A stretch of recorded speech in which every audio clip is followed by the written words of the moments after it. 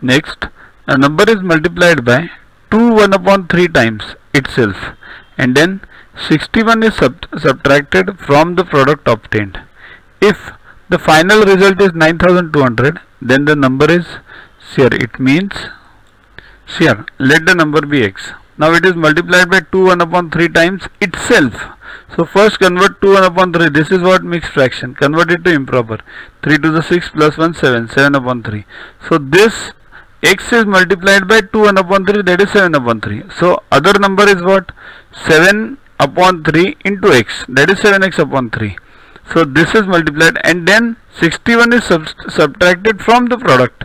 Means first we multiply this x into 7x upon 3, multiply both. Okay. Now subtract 61. So 7x square upon 3 minus 61, and after when you subtract this, then the result is 9200. Means this answer is 9200.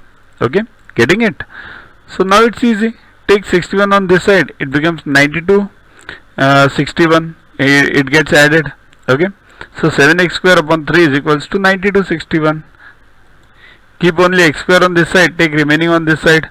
So 9261 into 3 upon 7, right? 7 1s and 13 23.